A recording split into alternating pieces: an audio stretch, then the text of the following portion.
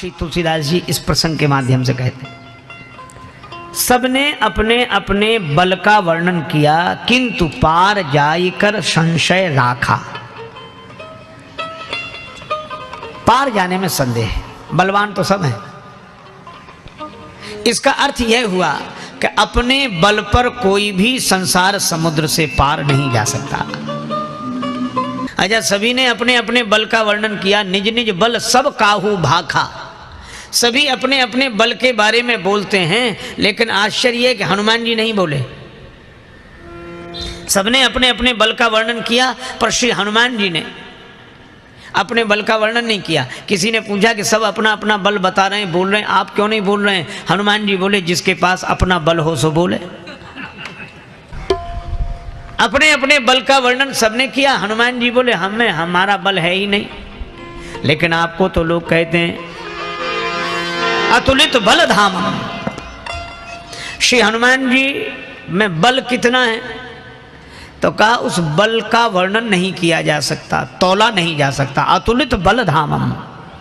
एक संत कह रहे थे 10,000 हाथियों में जितना बल होता है उतना बल एक दिग्गज में होता है, दिशा के हाथी में। और 10,000 दिग्गजों में जितना बल होता है उतना बल इंद्र के ऐरावत हाथी में।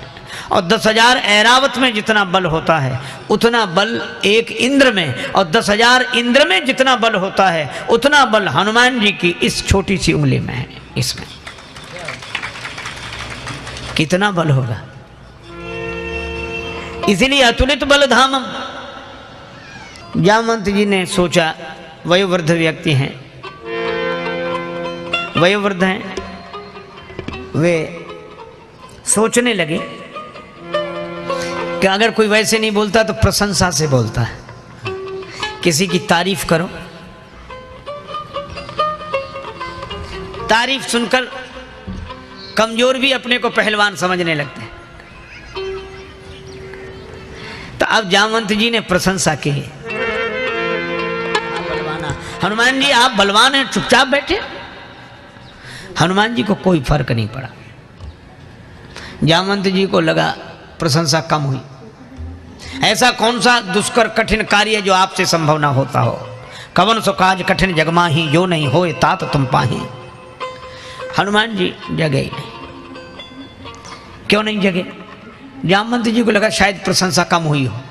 तब कहने लगे, अरे आप ही नहीं, पवन तनय बल पवन समाना। आपके पिता भी ऐसे ही बलवान। अब जब प्रशंसा पुरखों तक पहुंचने लगे, पिता तक पहुंचने लगे, तब तो फिर जागनी चाहिए। पर हनुमान जी को कोई अंतर नहीं पड़ा।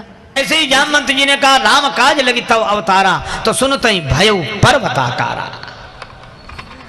हनुमान जी के सामने जामवंत जी ने राम जी का नाम लिया तो हनुमान जी प्रकट हो गए।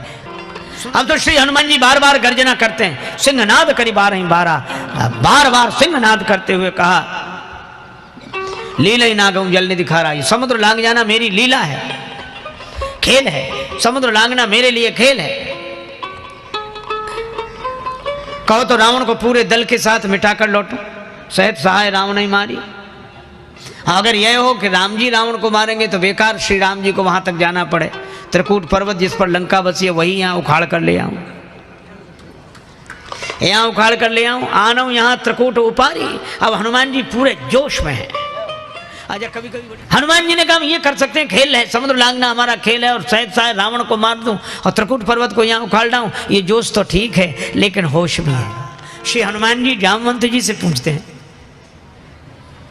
जामवंत मंत्री अति बूढ़ा। जामवंत जी वृद्ध हैं और हनुमान जी युवक हैं, क्योंकि हनुमान जी बूढ़े होते ही नहीं। जानकी माता ने जब से कह दिया, अजर अमर गुण निधि सुत हो। अजर हैं, उनका बुढ़ापा नहीं आता, अमर हैं, अजर। तो हनुमान जी हैं युवक और जामवंत जी हैं वृद्ध। जामवंत जी से पूछा, श्री हनुमान जी ने कहा, जामवंत जी मैं आपसे पूछ रहा हूं, मुझे आप उचित शिक्षा दीजिए, कितना करना है? जामवंत जी बोले, कितना नहीं, इतना। जामवंती जी जानते हैं कि इनको इतना बताएंगे तो इतना करके आएंगे, इसलिए इतना करो। तात तुम जाई कितना सीत ही देख कहे सुधि आई। देखो भाई, इस प्रसंग के समापन में एक विशेष बात मैं आपसे कहना चाहूंगा। सभी बंदरों ने अपने अपने बल का वर्णन किया, पर पार जाने में उन्हें संशय था। पर एक वानर वीर ने कहा कि पार में चला जाऊंगा। वे हैं युवराज अंगद जी। अंगद कही जाऊं मैं पारा, जी ये संशय कछु फिरती बारा। लौटने में संशय है, एक को जाने में संशय है तो एक को लौटने में संशय है। इसीलिए जामवंती जी ने कहा, अंगद जी आप पहुंच तो जाएंगे पर लाभ आपको होगा, पर आप लौट नहीं पाएंगे तो हमें क्या लाभ होगा। इसलिए हमें तो ऐसा चाहिए जो उस पार जा सके और उस पार अनुभूति के देश से लौटकर फिर अभिव्यक्ति के तट पर आ सके। और ऐसे महापुरुष को गुरु कहते हैं। और इसके लिए कौन है? हनुमान जी। तभी कहा, जय जय जय हनुमान गुसाई, कृपा करो गुरुदेव की नाई।